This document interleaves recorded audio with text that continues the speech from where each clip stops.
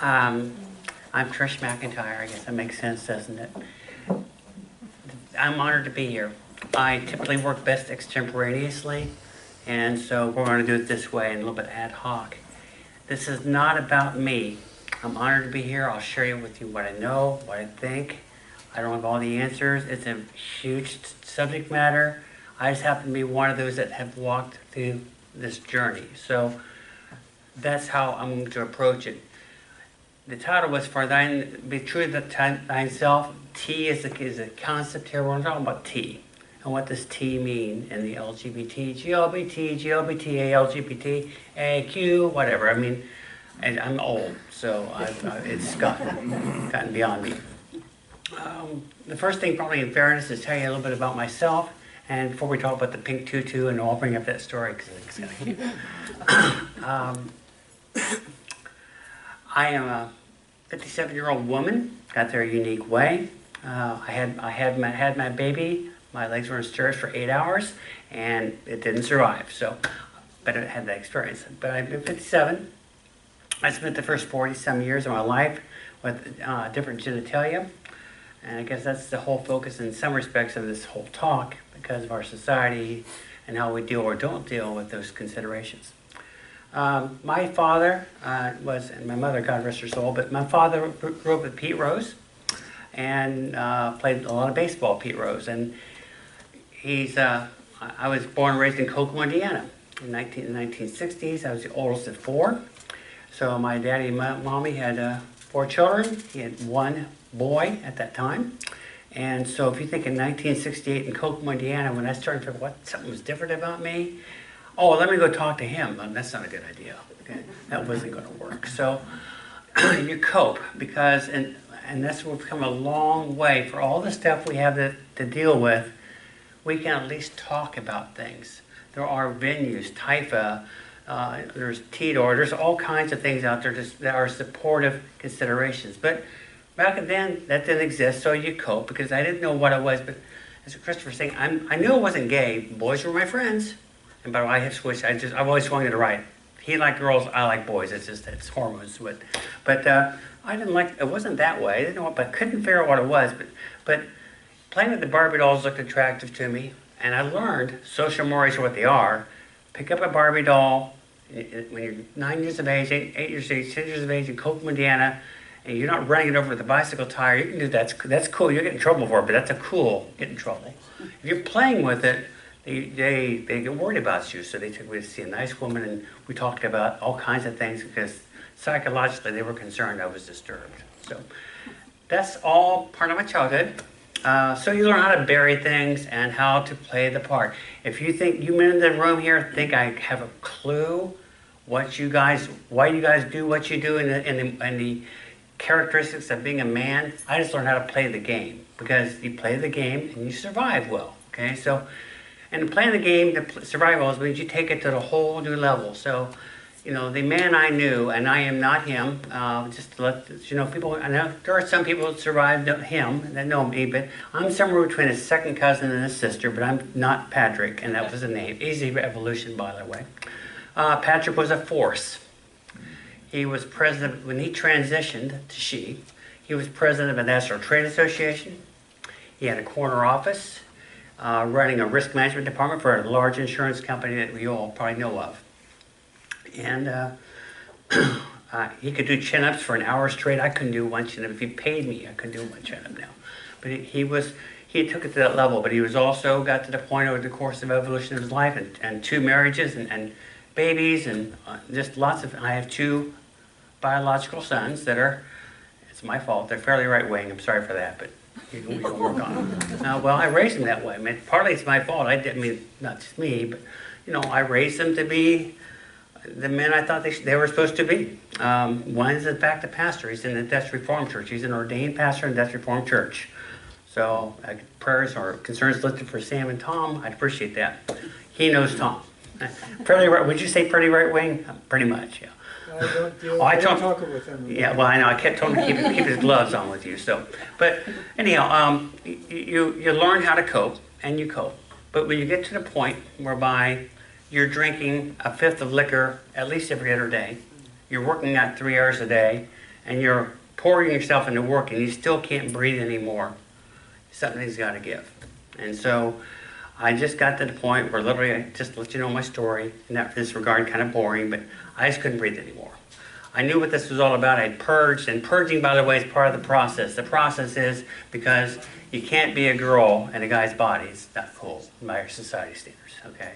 So you get your stuff in stealth. You get your sundresses, and you get your little capris, and your tops, and you get a wig, and you have a little travel bag, and you put it someplace no one else besides you find it. You put it in the trunk of your car, and you do that for a while until you get this massive guilt trip because you really can't do this. When you stare down between your legs and you see what you got, this doesn't work. So then you throw it all away.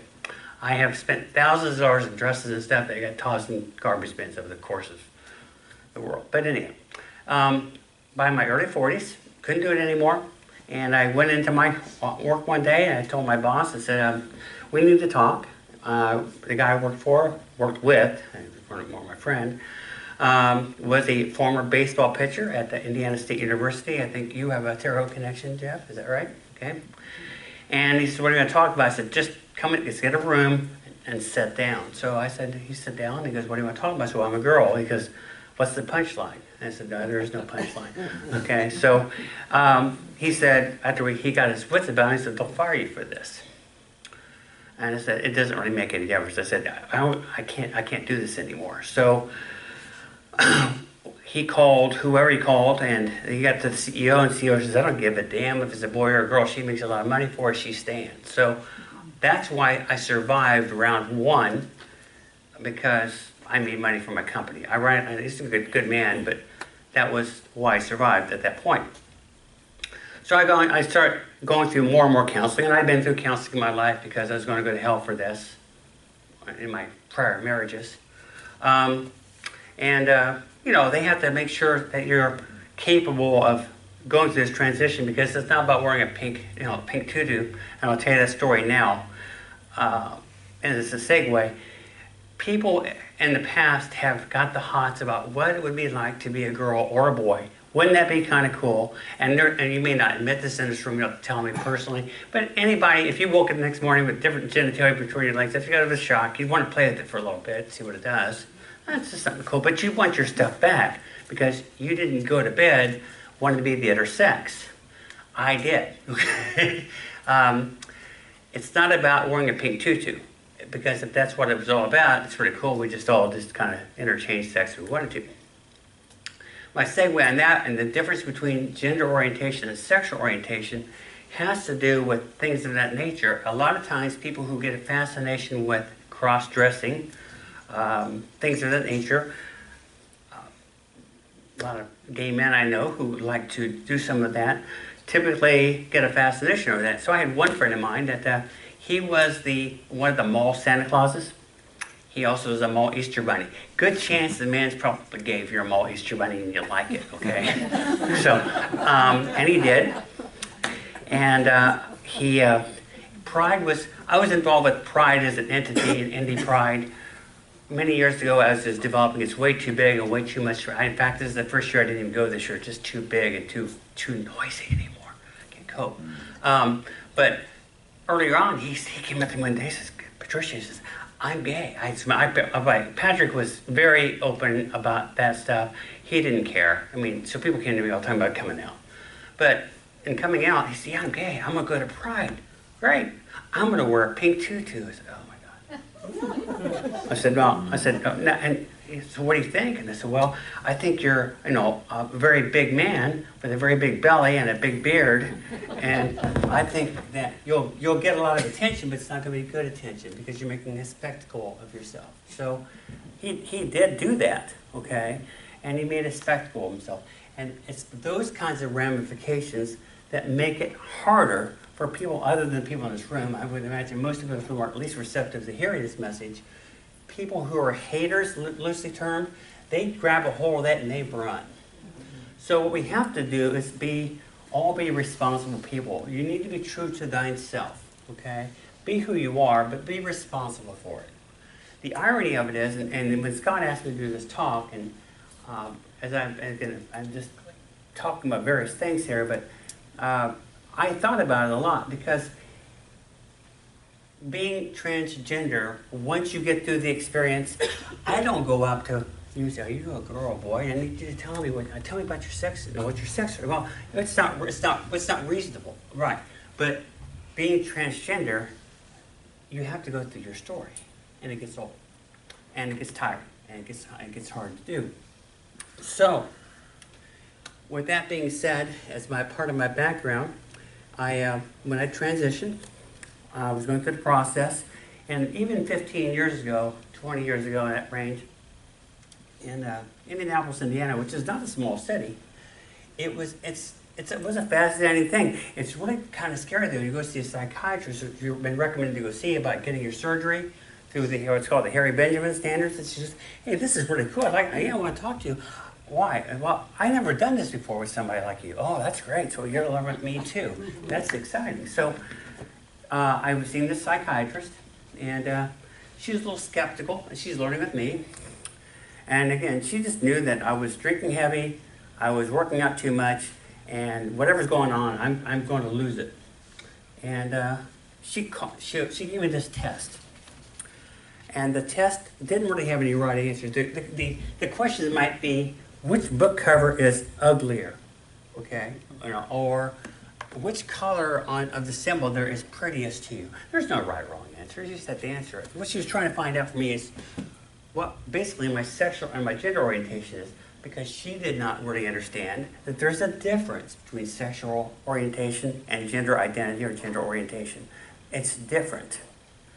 So my sexual orientation, I really didn't know. He liked girls. I had that part down. And then what worked there, I didn't know what I liked. I mean, the hormones hadn't hit that hard yet. They have hit pretty hard by now, but that's still different.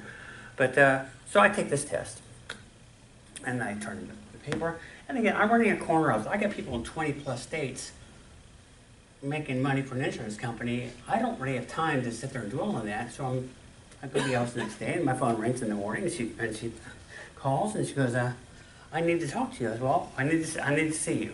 I said, "Well, that's great.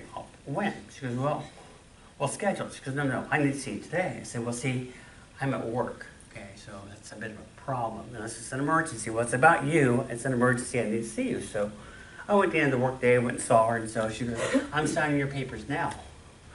Well, it's just music to my ears. I want to hear that. I just got to get the surgery, right? But I'm a little dubious. What the sudden change of heart? She goes, "Well," and be prepared. I'm going to ask you guys a question, and if anybody wants to shout out their answers, I'd be happy to know. She goes, in the questions you answered, again, no right or wrong answers. I'm looking at, in this case, primarily your gender orientation and sexual orientation. I'm not too sure what you are yet, but she goes, your gender orientation basically is dumbing it down for you, because you don't do these tests, is 0 to 100. Men, by the way, sorry guys, always have to win. So we're going to give men 100 on the scale, and women, therefore, get the 0 on the scale. No man is 100, no woman is a 0, because we all have some level of both in us. But Arnold Schwarzenegger and John Wayne, which are the two she referenced, might have been a 97, okay? Betty Crocker and Wonder Woman might have been a 3, okay? With that being said, we're all a blend. So she goes, most of the people that are considered mainstream, conforming to their gender markers, if you will, that society has described them, but whatever you come on the birth canal with, you're good. If you came out a boy, I'm sorry to pick on you, that'd have been fine. If you came out a girl, that'd have been fine. Just don't change the rules once you come out of the birth canal. That's the problem. Don't do that. So anyhow, men, 100, women 0. Most men are between a 10, 20, 15, 5, 20, that range. That's what they're on. And then the rocks are 5s, and this is solid conforming guys are 15 or 20. Women, conversely, 3s as low as you want to get. Betty Crocker, Wonder Woman. Most women are between a 5 and a 20. Okay, I'm sorry, 80 and 95 for men, 5 and 20 for women. The more butch the woman is, the more likely she's going to be in the 30s, 40s, even 50s. Okay, and the more femme a man is, 70s and 60s, pretty Fleming by then, sometimes even in the 40s.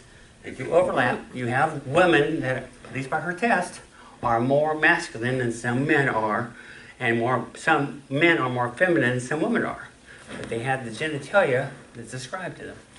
So she gave me this test. With that being said, and while she signed the papers, she said, I want you to, because you're going to commit homicide or suicide, but you can't do this anymore.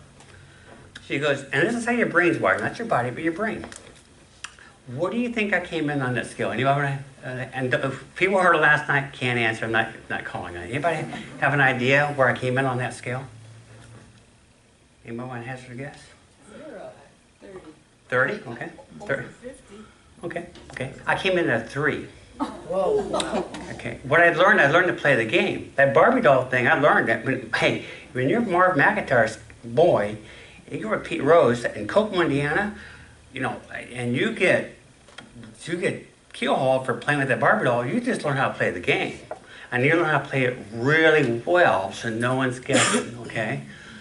And so when I started having these problems, and all these people were trying to save me from myself, they threw me in testosterone therapy and all kinds of lovely, hard things, probably trying to really help me. But they were trying to just make my body even more masculine. And you can't fix this. They can't fix this. So she's really, but sentimental to the case is, your brain's wired female. I mean, there's reasons likely it happened, but whether it happened or it didn't happen, when you were developed, your brain and your body don't develop just in great synergism. So she goes, your brain is female. So I can't fix your brain, but I can fix your body. And for that regard, when I went through my transition and my surgery and all that kind of good stuff, I lost scans, but I lost nothing. What I gained was a serenity, a peace of being thyself. And I have no idea why. I'm very blessed. I'm a very blessed woman in so many ways. But it's not because it's easier. You guys have scans, it's not even close. You guys got nailed. But it's who I am. So that's my story. With that being said, is there anything particular you want me to mention before I ask questions? I'd like you to talk about how the body and the brain develop separately, and that kind of thing. I think that's very important. When the body, when you are conceived into start becoming a human being, the biological process, it's a fascinating process.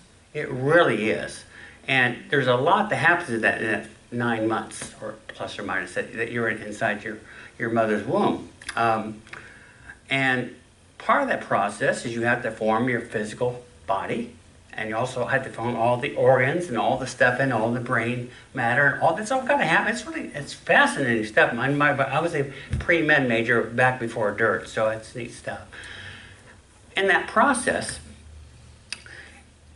and especially, here's your part of your ammunition with the haters, because they'll say, well, God doesn't make mistakes, so you can't, whenever you tell me it's a bunch of hooey because you got to be, you got genitalia like this. Okay, great. What do we do when you have a child born with a hair lip? Do we fix that? Oh, because in the process that can occur. So we fix some problems that we think are socially okay to fix. We just don't fix other ones. But in the process, the brain, the gender markers in the brain and the gender markers for this area here don't happen at the same time.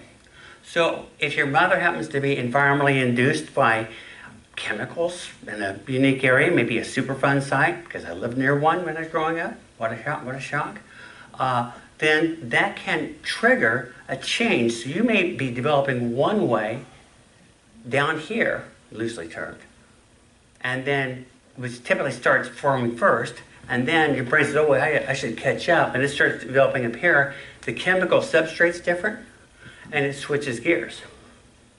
So when I was formed, effectively, what happened is that's what they think, I don't know how you prove it, happened is that your body said, oh, you're a guy, okay? And by the way, if you take my step, it's XY. I know it's XY in here, okay? But this, for whatever the reason, in that change, came out female. And you just can't fix it. I mean, they haven't figured out how to do that yet. They can't fix this. I mean, there's all kinds of inhumane things they try to do to make you think that you're not who you are, but they can't fix that. And they spent years trying to fix this by super masculinizing this in that regard. But that's how that works. Is that fair? Okay? And then what about the difficulty of identifying gender at birth? Oh, Christopher kind of touched on it a little bit. When we're born, really am element. I'm an insurance risk manager. The guy who got ate by T-Rex in Jurassic Park, he reported to me. Okay, that's who I am. Okay, and my mindset, I can't find a job to do that because when I went from having a penis to a vagina, I went from being a genius and best in class to being an idiot in my job. It's amazing how that is. But that's what I really am. In that regard, most everything we do from an angle of probability assessments follows the parabolic curve of what's normal, or perceived normal in this case, and 2 standard deviations out. And whatever may solve this, however we call it, God or whatever you want to call it, that's cool. And again, if you're in that 80-15-5 of life and you're at 98.44% of the 2 standard deviations of normal, it works that way. You're a guy, you're a girl, you got a penis, you got a vagina, and you come out of the womb that way. And that's really cool. I am really happy. I am so happy for anybody who has that. Now let's talk about the rest of us, okay? And I didn't really have this, but it does happen. So you come out of the body and maybe, well, you have a vagina and a penis. Or maybe, well, you have a place to urinate and a place to poop, but I don't know what you got. Nothing's dropped yet. What do you do with that? Well, I'll tell you what they did. What they did with that is that if the baby survived, and a lot of times they didn't, because that's pretty harsh stuff, but if they survived, the surgeon or the obstetrician would just fix it. Well, I think it looks more like a boy than a girl, or maybe they like girls better than boys. And it depends. But then they would make that adjustment. And if they guessed right, well, I guess the child assimilated. It worked. I mean, the child didn't feel bad about that. Or if they weren't sure, or they were feeling they should talk to the parents, maybe Scott's the daddy and he wants a little girl. Okay, we'll make that a girl. Or maybe Dolly's the mother and she really wants a little boy. Well, we'll make it a little boy. Okay? They would do that. And again, I would say probably half the time they got that right because it's 50-50 probability. You got 2 shots at this. Which one is it?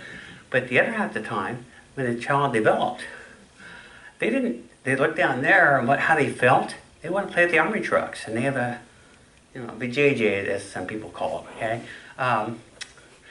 that's a problem. So what they're doing now, Maura, my understanding, is that they're saying, wait a minute, as long as the child has the capacity to urinate effectively and to do number 2 effectively, we will just hold off, let the child develop, and see whether they tend to cater towards the boy things or the girl things. Then we'll make that assignment at that point in time. But because of that, there have been a lot of people who've done a lot of ugly things to their bodies, self-mutilating, suicides, homicides, killing their parents.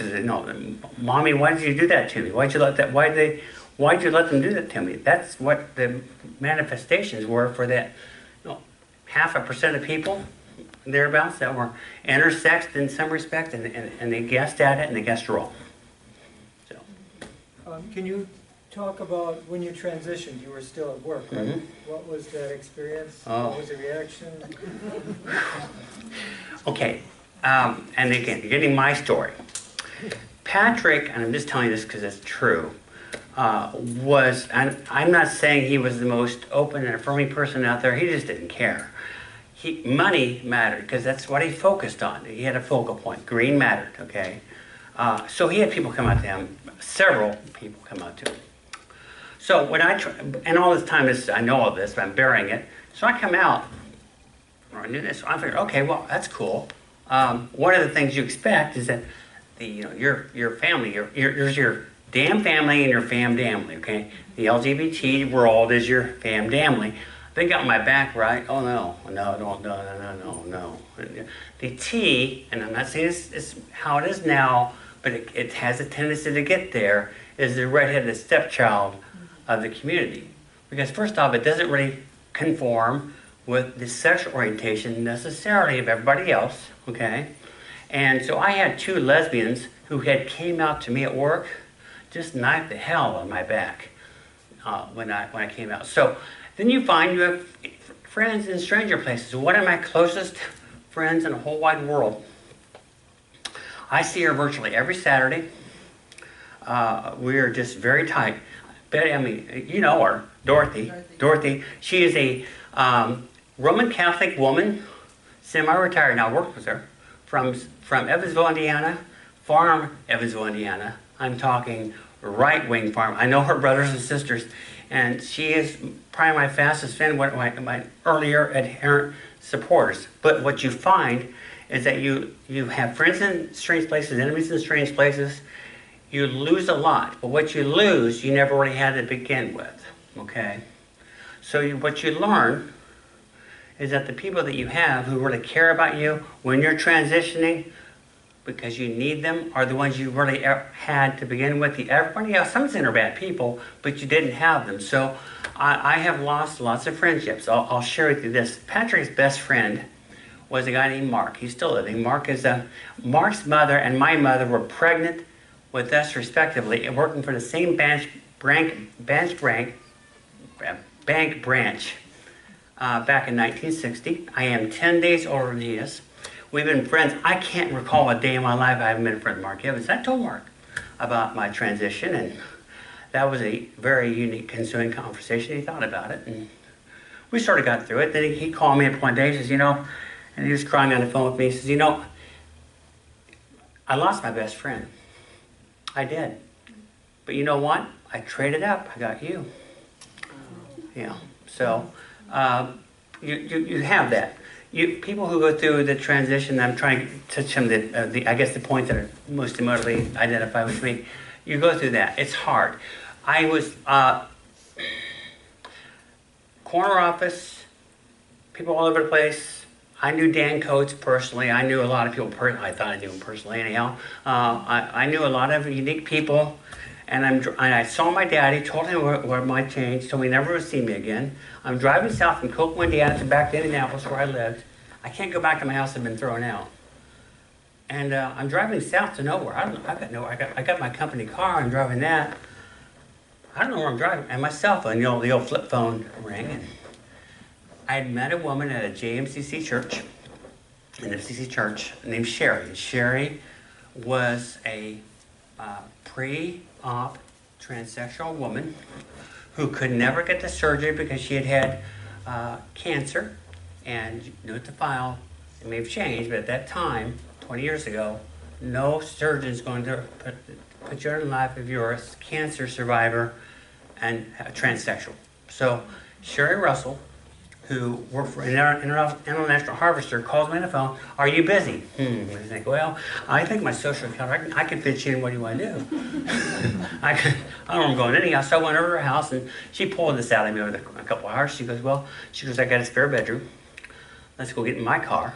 Well, she had a truck, actually.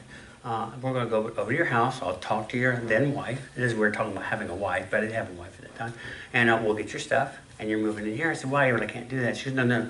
You're going to move in here. We're going to see you through this. I'll never see it. I'm just sure. I mean, whatever runs this whole thing, I call it God because that's how I was raised. But whatever runs this thing, He takes care of your needs. So I am literally driving south. It's an hour trip to nowhere, and I was going nowhere. And so I moved in with Sherry Russell. It never happened this quick. Harry and Benjamin Sanders are very sincere. I went from announcing my change to having the change in about 6 months.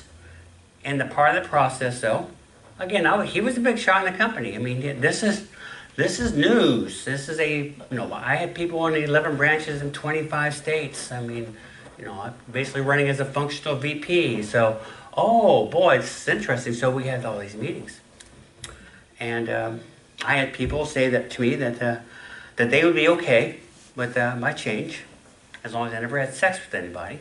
I've been told that. Oh yeah. So, and this one guy's name, I'll leave his last name out, Gary. We were friends. We were beer drinking buddies. How dare him? I said, okay, Gary. I said, tell you what, I'm good. But at this point, I'm not playing anymore, but I've played a lot. But Gary, I said, fine, I'm good. You can have sex with your wife. I know his wife, but I just want the playbook. So, he didn't oblige on that. But people are a lot of times mean-spirited. It's tough. The reason I survived it is he was there's not many people that are higher driven than he was. And he was very self-assured. It's probably, Dorothy will tell you, probably cocky, definitely self-assured. He didn't lose battles. He was a force.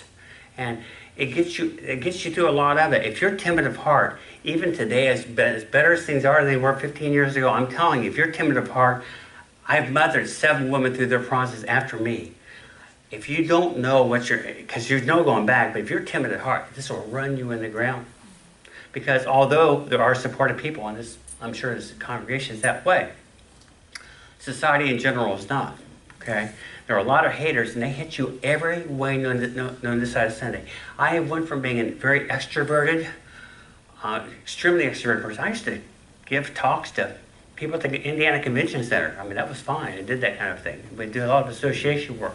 So I've done that to the point where I would rather go home after a day at work, get in my scrubs, and never leave it, and go to work and deal with it again the next day, because it's less resistance, because it's so hard in society. There are so many rough people. Work in general is a tough place, even if it's a friendly environment, so to speak, if they think that they're having a good diversity program. Okay, and there are good diversity programs out there. I've helped a few companies actually develop some, but it's just, we're not there yet. Okay, it's far better, but we are not there yet. So I lost I lost lots. What happens too, by the way, is that the haters regroup. They lose round 1, but they're not done yet. Okay, so they wouldn't let me go because I was so good at my job. Okay, so then you start getting accusations. Do you know I must be Olga Corbett? I can get my head underneath the bathroom stall wall and look at the woman next to me. I did not know I could do that. That's fascinating. Yeah, I'm not that limber, but you get accused of all kinds of things. They put you in you get your own special restroom. Now I have to go pee. Not it's not anymore, but I have to go pee in my office's here. Yeah, it's just over here, just around the corner, 3 blocks from Main Exchange. It's a keyed, locked restroom. You can go there, but you can't go anywhere else. So there's a lot of things of that nature you suffer through, and my understanding that still happens. But it's all in the name of diversity, and they're trying to help. But it's tough.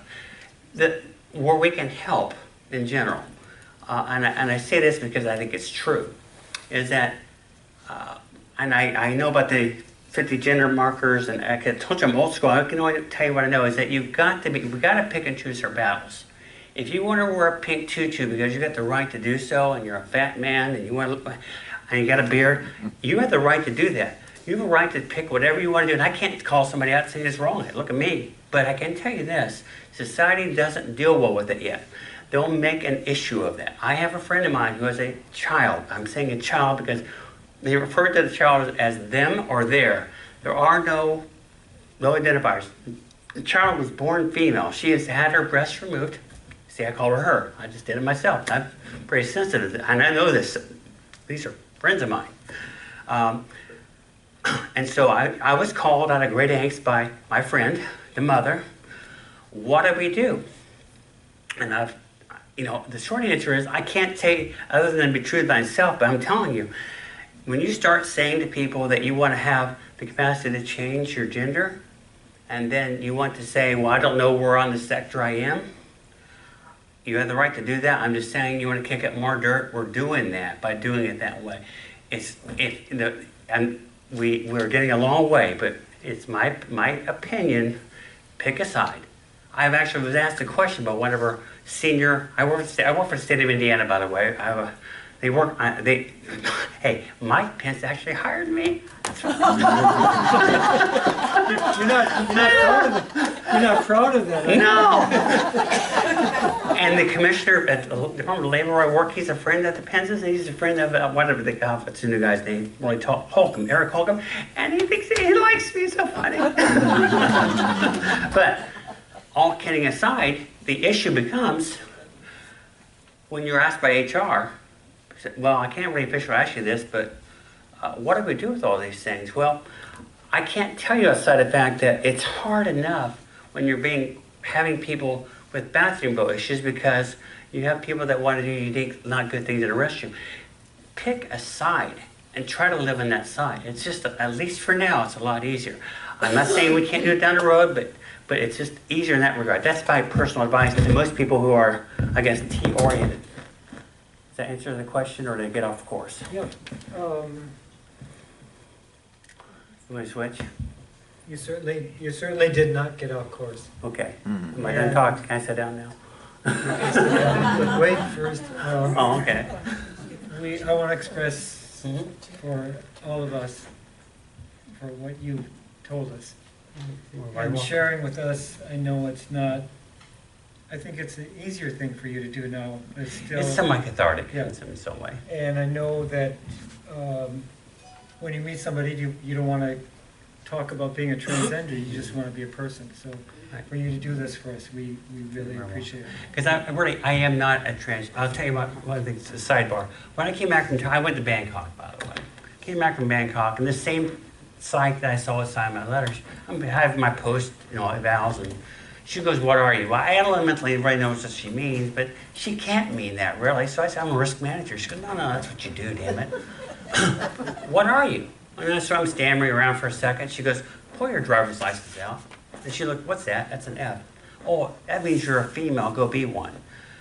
I got there a unique way, so I don't even try to identify as T, but that's because most people who are T, when you transition, after you've been hammered enough, you back off that. But if it's helpful, that's why I came. Okay. We're going to, at about 11:30, we'll meet back here. Trish has a lot more If you want to I'll talk say, what you want. And so if you want to ask questions, you'd be free to do that. Then. Okay. All right. Thank you. Thank you. Next, we have a little yellow